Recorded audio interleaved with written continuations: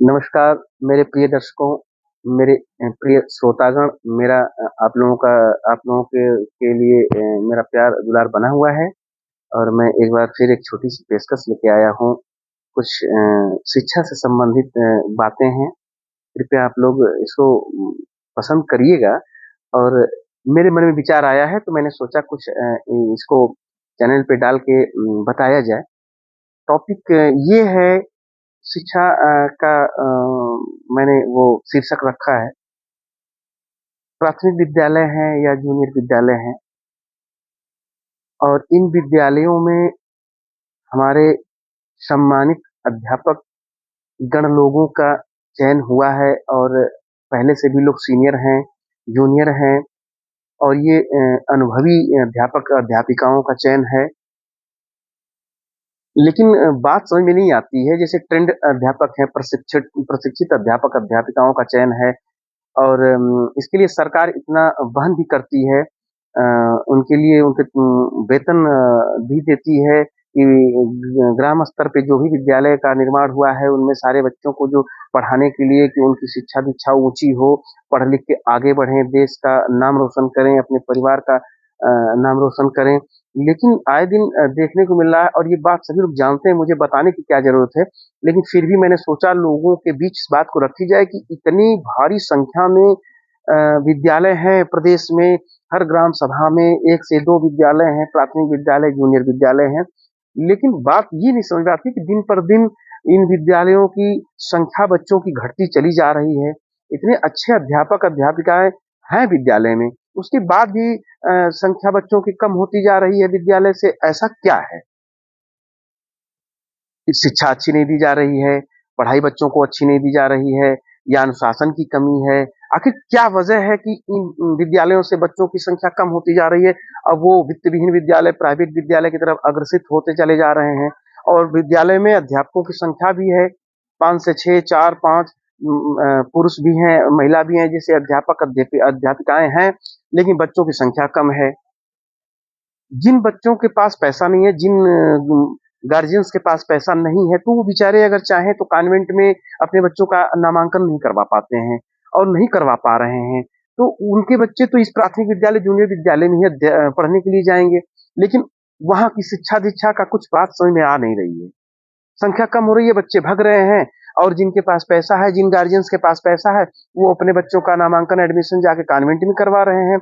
वाहन की सुविधा है या खुद जाके छोड़ रहे हैं, पैसा भले खर्च हो रहा है, उसके बाद भी वो अपने बच्चों का नामांकन उस विद्यालय में करवा रहे हैं।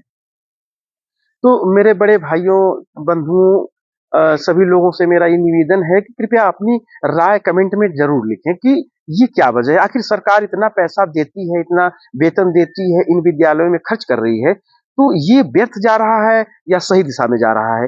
क्यों ये सही है? कहीं 20 संख्या है, कहीं 30 संख्या है, कहीं 25 है, नामांकन संख्या है 30, 40, 80 है, 25, 50, 75 है, लेकिन जाने में उपस्थिति में कहीं 30 बच्चे हैं, कहीं 25 हैं, कहीं 15 हैं। तो ये क्यों ऐसा हो रहा है? जबकि वहाँ ट्रेंड टीचर हैं, उसके बाद भी उनको अच्छी शिक्षा प्रदान नहीं की जा रही है और कॉन्वेंट के बच्चे जो हैं, उनकी अपेक्षा जो सरकारी विद्यालय के बच्चे हैं, उनकी अपेक्षा उनका जो रहन-सहन है, उनकी जो बोल-चाल की भाषा है, उनका जो पढ़ने का तरीका है, अनुशासन का तरीका है, उनमें अंतर है। और जबकि प्राथमिक विद्यालय या जूनियर विद्यालय के जो सरकारी अध्यापक हैं, वहाँ के जो बच्चे हैं, उनके अनुशासन में बहुत अंतर नहीं दिखाई देता है। उनका होमवर्क, क्लास वर्क भी समझ में नहीं आता है।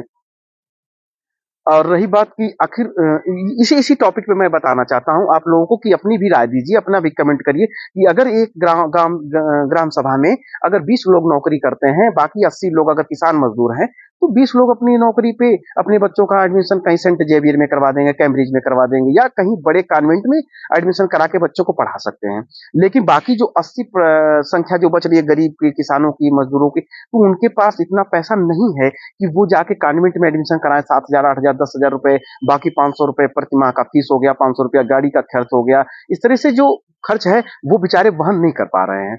तो हमारा कहने का अर्थ यही है कि अगर ये बात मेरी सरकार तक भी पहुंच रही है, खंड शिक्षा अधिकारी तक, बीएसए तक, महानुभाव श्रीमान, आप जो भी शिक्षा के बड़े अधिकारी मंत्री जी हैं, आप लोगों से भी मेरा विनम्र निवेदन है कि इनमें कुछ सुधार लाया जाए, इसमें कुछ बदलाव लाया जाए। जो विद्यालय पे दिन पर दिन संख्या कम होती जा रही है, सरकारी विद्यालयों से बच्चों का पलायन हो रहा है, वो हटते जा रहे हैं। जो बिल्कुल गरीब हैं, जिनके पास पैसा नहीं है, वो बेचारे पड़े हुए हैं वहां पे, लेकिन उनकी शिक्षा में बहुत अंतर दिखाई नहीं दे रहा है। होमवर्क भी जल्दी बहुत नहीं मिल पाता है, कॉपी किताब पूरी नहीं है, भरी नहीं है। 15 से 20 मिनट का लंच है तो 1 घंटे तक लंच बच्चे इधर-उधर घूमते रहे। हम दोषी नहीं बना रहे हैं, लेकिन ये सोच रहे हैं कि आखिर ये हमारे जो ट्रेंड टीचर हैं, अध्यापक-अध्यापिकाएँ हैं, ये क्या नहीं दे पा रहे हैं इन बच्चों को, जो प्राइवेट विद्यालय के अध्यापक दे देते हैं। वहाँ का मैनेजमेंट क्या देता है कि वहाँ के बच्चों को अनुशासन भी आता है, पढ़ने का जो तरीका याद आ जाता है और कमेंट भी आता है और गार्जियंस मीटिंग्स भी होती हैं, और यहाँ सरकारी विद्यालय में ऐसा कुछ नहीं हो पाता है। तो मेरा मेरा मेरा मेरे तरफ से कोई शिकायत इस बात की नहीं है कि अध्यापकों में कोई कमी है, लेकिन अध्यापकों में अगर कमी नहीं है, तो इन लोगों के पास ट्रेंड है, प्रशिक्षण भी है। ये लोग बीएड और बीटीसी करने के बाद टेट पास करते हैं, सुपर टेट पास करने के बाद इनका चयन होता है। तो ये तो हमको लगता है कि जो भी प्राइवेट विद्यालय के अध्यापक है, उनसे ज़्यादा पढ़े लिखे हैं ये लोग। तो ये क्या नहीं दे पाते हैं इन बच्चों को, सरकारी विद्यालयों के जो बच्चे हैं, उनको दे नहीं पाते हैं, और उन लोगों के अंदर ये सारी चीज़ें दिखाई नहीं देती हैं, जो प्राइवेट विद्यालय के बच्चों में दिखाई देती हैं। तो मेरा कहना इतना है, मेरे श्रोतागण आप लोग देख रहे हैं और सुन भी रहे हैं, बाकी जो भी बड़े लोग देख रहे हैं, अगर कोई मेरी बातों में कहीं कमी होगी, गलती होगी, तो कृपया आप लोग मुझे क्षमा करने का कष्ट करिएगा, लेकिन इस बात पे विचार अवश्य करिएगा आप लोग, और कमेंट में ज़रूर लिखिए कि ये बात सही है या गलत है। मेरी तरफ से कोई दिक्कत नहीं है, मैं क्या हूँ, मैं कोई अधिकारी नहीं हूँ श्रीमान जी, बट ये कहने का अर्थ है कि इतने बड़े-बड़े अध्यापक-अध्यापिकाएँ इतनी शिक्षा लेकर के ट्रेंड होकर के आते हैं विद्यालय में, उसके बाद भी इन विद्यालय में बच्चों की संख्या नहीं बढ़ पा रही है। वो लोग छोड़ रहे हैं, जा रहे हैं, बस बिल्कुल दिन निहायत गरीब हैं बच्चे, वही बेचारे जा रहे हैं वहाँ पढ़ने के लिए। तो इतना पेमेंट देने का क्या मतलब बन रहा है? वो तो अपनी शिक्षा और योग्यता पे पेमेंट ले रहे हैं, उसमें कोई दखल-अंदाज़ी करने का कोई हक नहीं है हम लोगों को। लेकिन कुछ ऐसा दीजिए जो कॉन्वेंट में, जो प्राइवेट विद्यालय में दिया जा रहा है, वो चीज़ इन विद्यालयों में आप लोग दीजिए। आप लोगों से मेरा विनम्र निवेदन है, जिससे बच्चों की संख्या बढ़े, उनके अंदर अनुशासन हो और उनके अंदर अच्छी से अच्छी शिक्षा आए।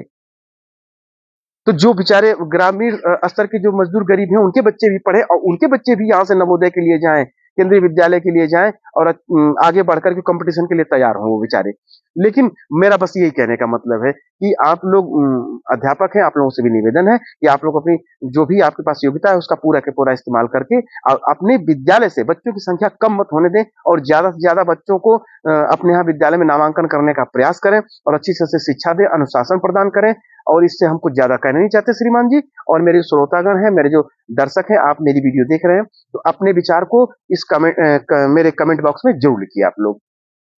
इससे मेरा यही अर्थ कहने का है कि जो जिनके पास पैसा नहीं, वो बाहर नहीं जा पाएँगे, कॉन्वेंट में नहीं जा पाएँगे, प्राइवेट विद्यालय में नहीं जा पाएँगे। तो जितने हमारे सम्मानित अध्यापक लोग हैं, अच्छे-अच्छे ट्रेंड टीचर्स लोग आए हैं, भर्तियाँ हुई हैं उन लोगों की, तो ये आप लोगों से में भी मेरा निवेदन है कि आप लोग अच्छी से अच्छी शिक्षा प्रदान करें, जिससे बच्चे पलायन ना करें, बाहर ना जाएँ, और वही शिक्षा जो प्राइवेट में जो ट्रेंड नहीं है, वो लोग भी इतनी अच्छी शिक्षा देते हैं, वो उससे बेहतर शिक्षा आप लोग दें कि हमारे विद्यालय के बच्चों की संख्या बढ़े और उनमें अच्छी से अच्छी शिक्षा आए, और वो बच्चे आगे बढ़े, देश के भविष्य बने और अपने परिवार के लिए अच्छा काम करें, देश के लिए अच्छा काम करें। बस आज की वीडियो में इतना ही।